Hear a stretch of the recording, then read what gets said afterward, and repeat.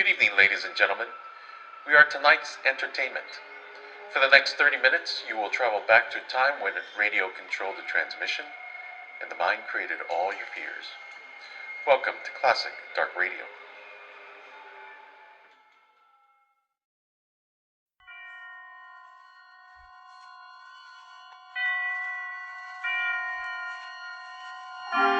Suspense.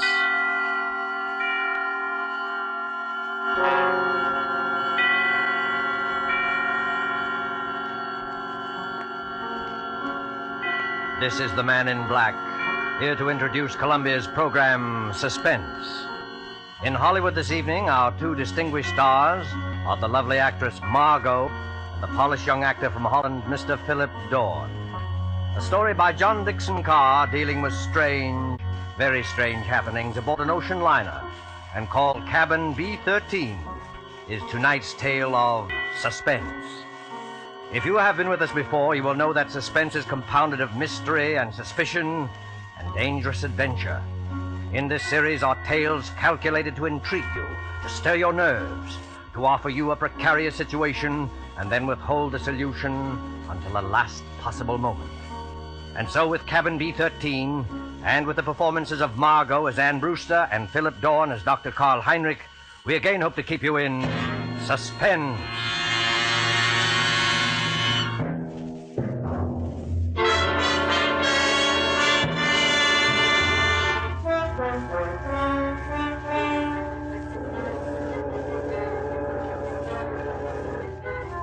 Come now, in happier peacetime days, to a great ocean liner on the night of her departure for Europe.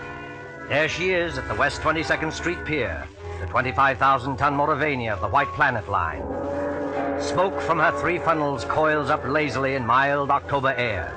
You can see the decks, white and shiny like shoeboxes, and the string of lights along them, and the band standing by on A deck to play her out. You can hear the murmur of an excited crowd and the rattle of the steam winches as cargo is lowered into the hold. You can see the bustle of activity and the second officer standing at the head of the gangplank as two rather late passengers hurry through the customs shed towards that gangplank. It's all right, Ricky. We are not too late. No, and I thought we'd be in time. A honeymoon in Europe. 3 whole months with nothing to worry about. That's right, dear. And you've been my wife for, let's see, practically 5 hours now. I believe the correct phrase is, it was so sudden, Mr. Brewster. So sudden that we have to travel on our own passports instead of a husband and wife one. I hope they don't think you're not an honest woman. I'm going to act like a complete wanton just to devil you. Oh, what about our tickets, Ricky? Do we give them to that officer standing at the top of the gangplank? No, honey, you keep your ticket. The cabin steward will come around and collect it after we're underway. And the money, Ricky? It's a lot of money, Anne. $10,000 in cash. Maybe I better turn it in at the purser's office for safekeeping. Yes, maybe you had. Wait a minute, Ricky. What is it then? Wait. Do you mind if we stand here for a second before we go up the gangplank? Oh, what's the matter? You're not ill, are you? No, but getting over brain fever isn't any joke. Oh, I know, dear. You see, Ricky, I ought to be eager and excited like all those people up there, but suddenly you get fancies. Queer, sick fancies. Suddenly, right now, all I can think of is the night and the wind and all the black water in the dark. And that's exactly the kind of morbid fancy I'm trying to cure you of. I know, Ricky. I'll be good, but I was just thinking of a story. What story? Oh, never mind. It doesn't matter. Which way do we go? Up the gangplank, through that door there, and then down on the elevator to B deck. And no more horrors, do you understand?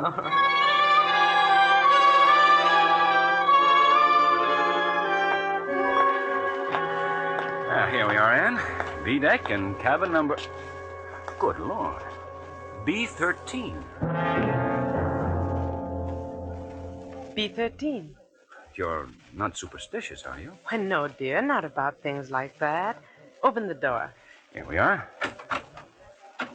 Lights on and... Oh, Ricky, darling. It's a beautiful cabin. Well, best I could get.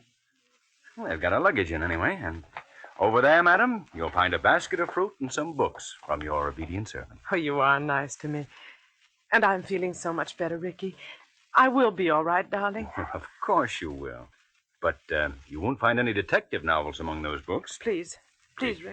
Detective novels may be all right for presidents and college professors, but they're straight poison to you. You'll read love stories and like it.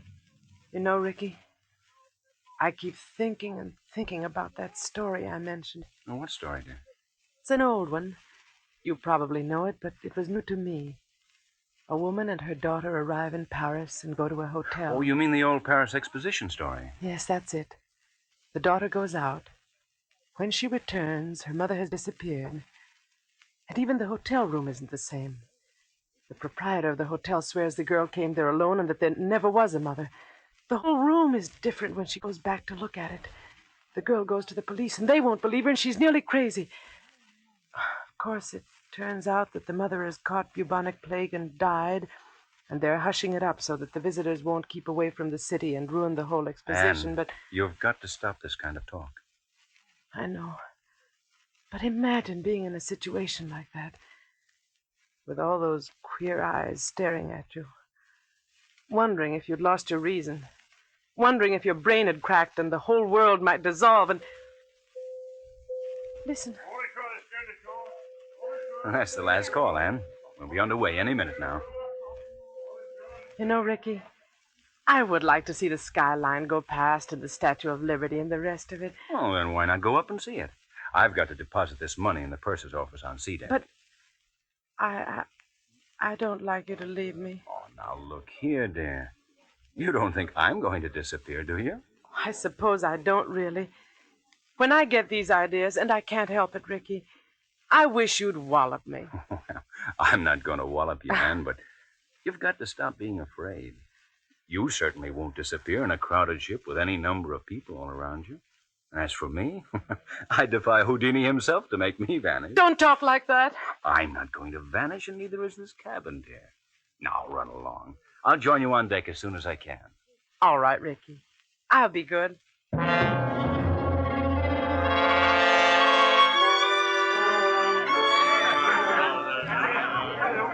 In with your gangplank. Gangplank, please, sir. Close the rails. Stand by. Eager people, excited people, happy people, all crowding up to the rail to wave goodbye. Nothing to worry about, nothing on their minds except... Except what? Oh, Except seasickness, madam? oh, Oh, I beg your pardon. I hadn't meant to startle you, believe me. please don't mention it. How silly of me. It was my fault. I haven't been very well. I noticed it, madam, if you'll forgive me. That was why I spoke to you.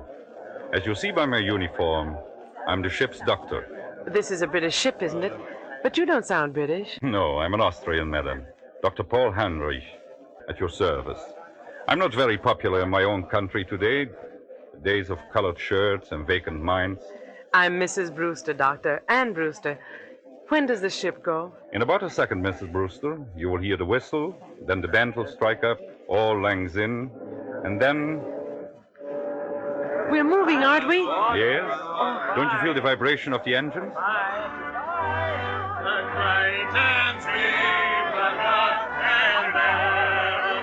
Goodbye, Tony. Take care of yourself while I'm Come on, dear. I'll see you at Christmas.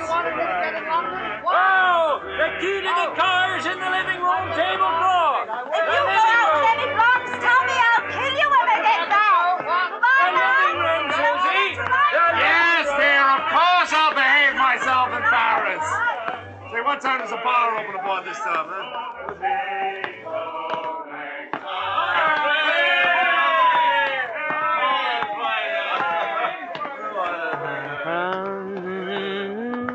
I imagine this is not your first crossing, madam.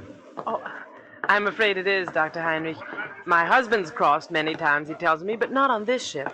Well, then I hope you're a good sailor. Why, Dr. Heinrich? Well, because we'll run into some very dirty weather once we are out at sea. October is a very bad month for traveling. Well, if I do get seasick, Doctor, I'll rush straight to you, and I'll expect to be cured. Let me tell you a secret, madam. There are two common ailments for which medical science has no cure. One is ordinary seasickness, and the other is hangover. Tomorrow morning I shall be dealing with both. And enjoying it? Oh, no. Sympathizing with it. That's all I can do. How do you like the Mauravania? Oh, it's a magnificent ship from what I've seen of it. And you know they've given us a very nice cabin down on B deck, B13. What's the matter? Why are you looking at me like that? I beg your pardon. Did you say B13? Yes. Why not? You're quite sure of that, madam? Why, yes, of course I'm sure of it. I saw the number on the door. Why not? Well, because Go on, Dr. Heinrich. there's no such cabin aboard a ship. I'm not joking, Mrs. Brewster. You see, some people are superstitious. Many ships, like this one, omit number 13 on each deck. You must have been mistaken. What are you trying to tell me? Do you think I saw something that wasn't there? No, Mrs. Brewster, not at all. Then come along with me. I'll show you. I'll prove to you that there is a number 13. Will you come along? Yes, Mrs. Brewster? I think perhaps I had better escort you.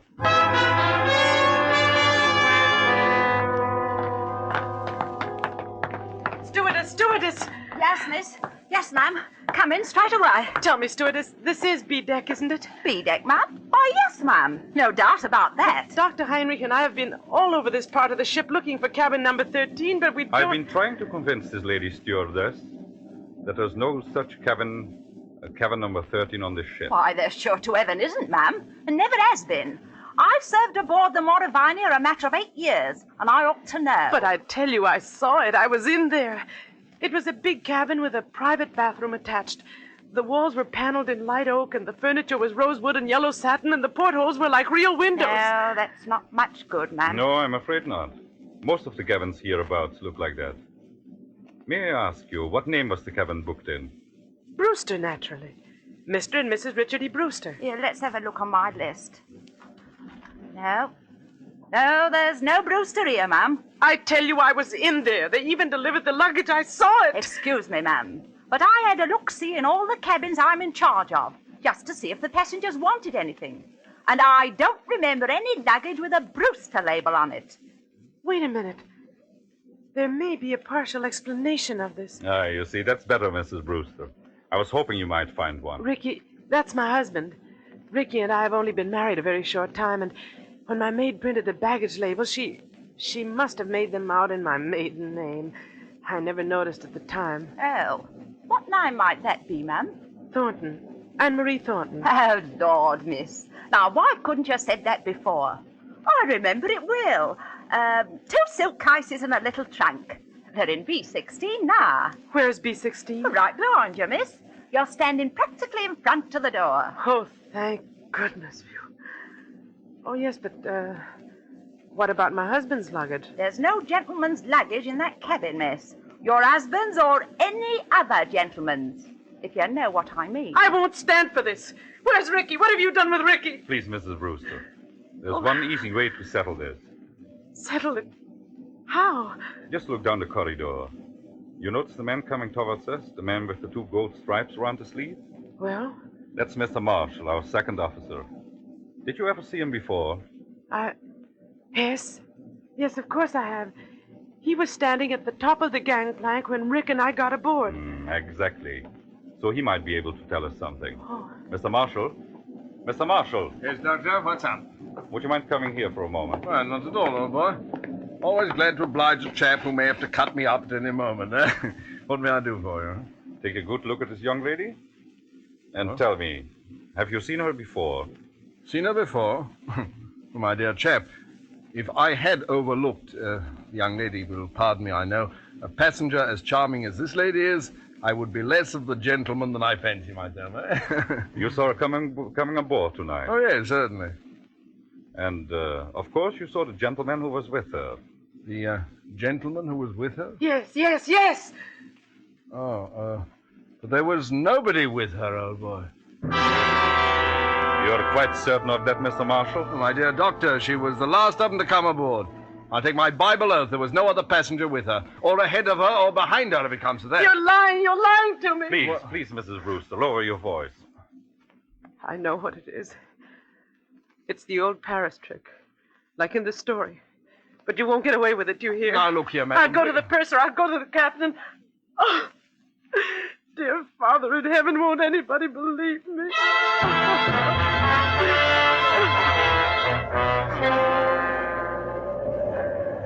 Later that night, in the captain's room just abaft the bridge, there is a conference of ship's officers. Outside, stung by spray clinging to the bulkhead rail in the dark, a frightened girl waits until the door of the cabin's room opens. Will you bring the young lady in, Dr. Heinrich, and close the door? Yes, sir. Here we are. This is Captain Wainwright. Now, just tell your story straightforwardly, and please don't excite yourself. Well, maybe we can get some decision into this matter. Will you sit down here beside my desk, Miss Thornton? My name is Brewster, Captain. Mrs. Ann Brewster. Whatever you say, Mrs. Brewster. Thank you very much, Captain. I might tell you, ma'am, I've got a lot on my mind already. The first officer comes aboard with an attack of flu. I'm facing an equinoctial gale short-handed, and now this has to happen on top of it. I'm terribly sorry I can't help that, Captain. But I want to know what they've done with Ricky. Just one moment, please, while I get this straight. By this time, I understand you yourself have personally interviewed practically every single passenger aboard this ship. Is that true? Yes, it's true. But your alleged husband is not here. Is that true? Yes, that's true, In but the meantime, the purser has sent a squad of men to search this ship. They've searched every inch of it. You can take my word for that. There's nobody hidden. Your husband's not here. According to Mr. Marshall, who's standing over there... I see him. According to Mr. Marshall, he never was here. Oh, hang it all, Miss Thornton. You needn't glare at me like that. We couldn't see the chap. He wasn't there, now could we? Be quiet, Mr. Marshall. Yes, I'm sorry. No, I'm not unreasonable, Mrs. Brewster. I think you'll admit that. But what can I do? What can I say? Can you offer any proof, even, that this husband of yours ever existed? Proof? Yes, of course I can. Excuse me for interrupting, but would you mind, Captain, if I ask a question or two? No, Doctor, go ahead. I tell you, I'm going daft myself. If you were married, Mrs. Brewster, you must be carrying a joint husband and wife passport. Where is that? Well, there wasn't time to get one. We each carried our own passport. Oh, I see. But still, there must be someone back in America who can confirm what you say if we got in touch by radio telephone. Your parents, for instance. I haven't got any parents. They're dead. What about relatives, then, or a guardian? My guardian is a trust company. The administrators don't even know I'm married. But somebody must have performed the ceremony of marriage. The parson, the justice of peace. Yes, of course. But... Oh, I can't remember the name of the town. You don't remember the name of the town? Hold tight to your chair, Mrs. Brewster. The ship is going to pitch again. How's the glass looking, Mr. Marshall? Barometer's rising, sir. This weather won't hold long. We shall be in the fog before morning, though. We're in a fog now, if you ask me. This lady says she I'm terribly sorry, but I'm trying to think of it. It was a little town in upstate New York where they can marry you at a moment's notice. Ricky kept the certificate. I was confused. I haven't been well. No, you haven't. You see, Ricky had been away, and he came back, and I was in love with him, and he sort of swept me off my feet, and... Oh, what's the use? Not much use, apparently.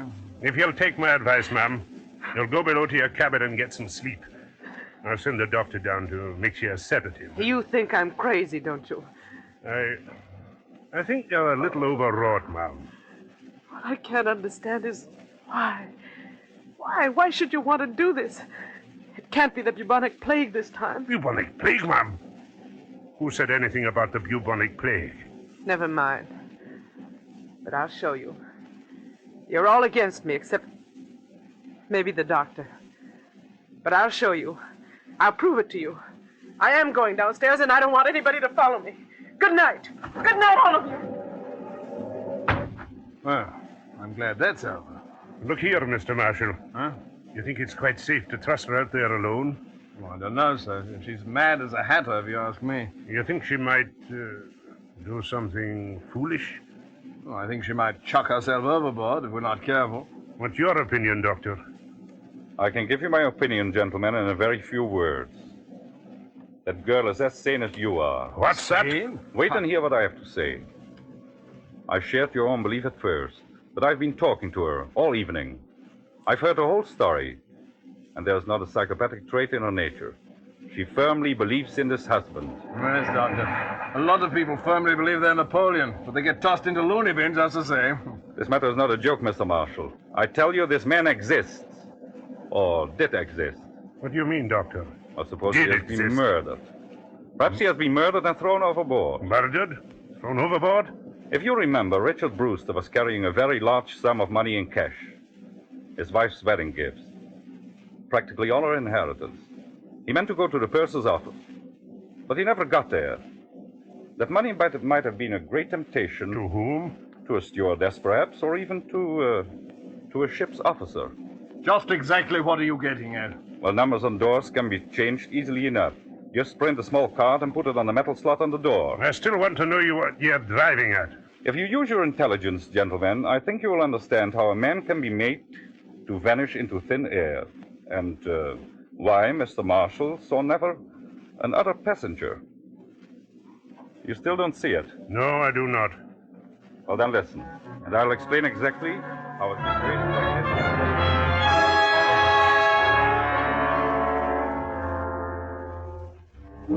4 o'clock in the morning. 4 o'clock, the hour of suicides and bad dreams. The gale has subsided, the sea is calm. The SS Mauravania creeps blindly at barely 8 knots through a thick and strangling fog. The whole ship is dark and sealed up in sleep. There's no sound in all that mournful dimness, except when the foghorn cries out a warning overhead. Even cabin B-16 is dark. And Brewster, still fully dressed, lies restlessly across one of the berths, her head almost touching the intercabin telephone. What was... Oh, I thought I heard... Telephone. Yes? Hello? It's me, Anne. Take it easy now. Ricky! Ricky, where are you? Quiet. Keep your voice down. Where are you, Ricky? What happened to you? Are you hurt? No, I'm not hurt, but he nearly got me. Who nearly got you? Listen, dear. I can't explain over the phone, and I don't dare go down there. Can you meet me up on deck? Yes, of course. Where? Do you know the boat deck? Boat deck? Which one is that? The top deck, where all the lifeboats are slung. Oh, yes, I know it. Well, go to the starboard side. Yes? That's the right-hand side, facing forward. Find the 4th lifeboat from the aft companionway. Yes. There's a thick fog, and nobody will see us. Ricky. What is it? Ricky! He's gone. He's gone. Excuse me, miss, but I thought I heard somebody talking in here. Stewardess, what are you doing up at this time of the night? If I might ask, miss, what are you doing up and dressed? Oh, you ought to get some sleep, miss. You really ought. It might interest you to know, stewardess, that I've just been talking to my husband. Now, look here, miss. Don't start that all over again. Please don't start that all over again. You all pretended to think I was mad, didn't you? And you nearly drove me mad. Ricky's beaten the whole crowd of you, and I'm going out on deck to meet him now. Out on deck, miss. That's what I said. Where's my coat? Don't go out there, miss. Not in the state of mind you're in. And the fog's so thick, you can't hardly see your hand in front of your face. Stand away from the door, please. Suppose, miss, I didn't want to let you go out there. I don't think that would matter much. You've probably heard that mad people have 10 times ordinary strength, and I'm stronger than you anyway. Miss, I'm a begging you. Stand away from that door.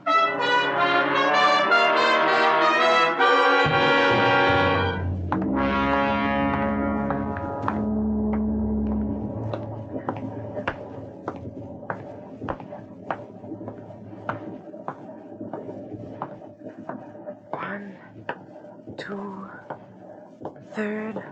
Anne, is that you? Yes. Ricky. Ricky, darling, where are you? Here, duck your head under the lifeboat. You take my hand. But isn't it horribly dangerous out there on the edge? There's no railing along the side of the ship. Don't worry, Anne. I won't let you fall. Look out! Oh, went overboard here. We're well aft near the propellers. The suction would carry into the propeller blades and... Listen. I can't hear anything except the foghorn. Yeah, but I can. There's somebody walking along the deck. And I can see a flashlight moving in the fog. You're quite right, my friend.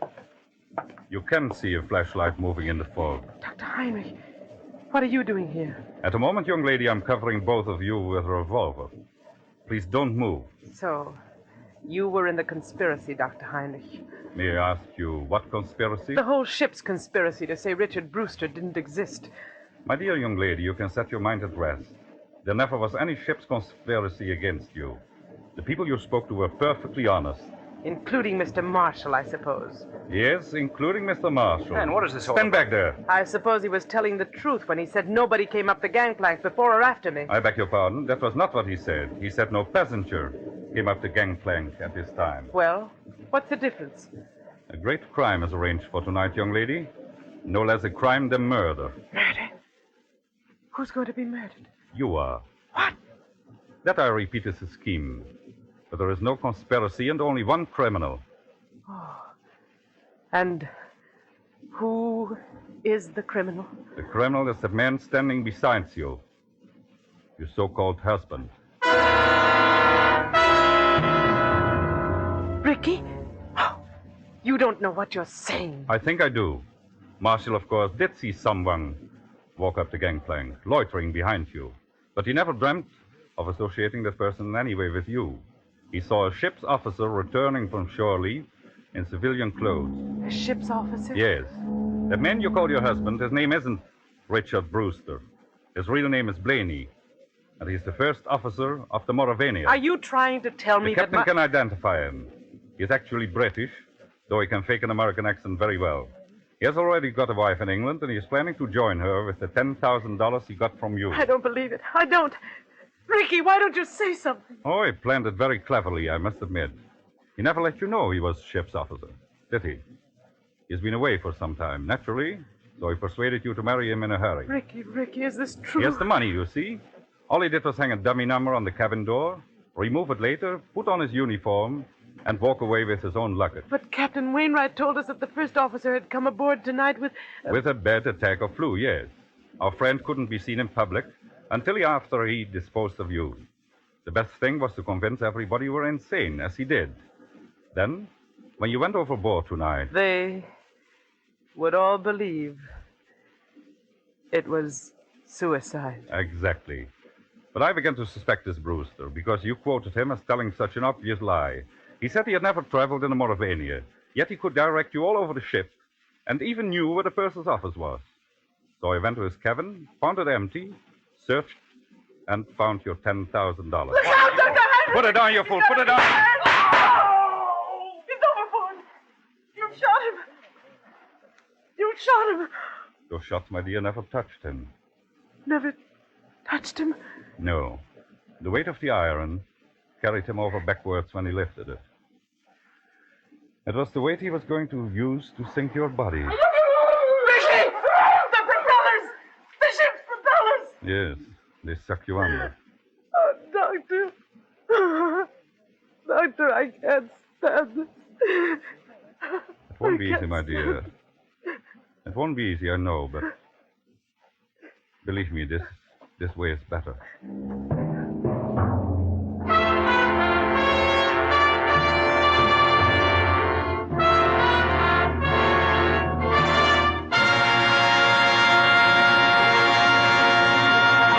And so closes Cabin B-13, starring Margo and Philip Dorn. Tonight's tale of Suspense.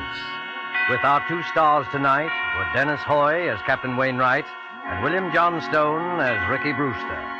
This is the Man in Black who conveys to you Columbia's invitation to spend this half hour in suspense with us again next week, same time, when our star will be one of the screen year's most sensational newcomers, Mr. Gene Kelly. Mr. Kelly will be supported by Hans Conried and William Johnstone. The producer and director of Suspense is William Spear, who with Lud Gluskin and Lucian Morawick, conductor and composer, and John Dixon Carr, the author, collaborated on tonight's Suspense.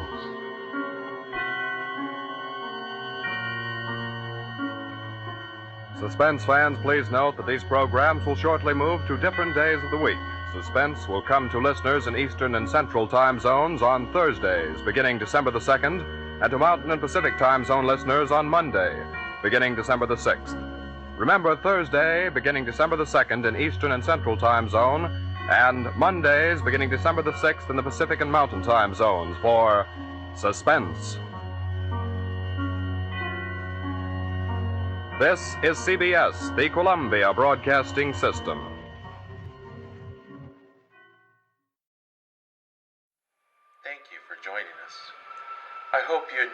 tonight's entertainment. Now, I caution you to subscribe before it's too late, before this broadcast ends, before we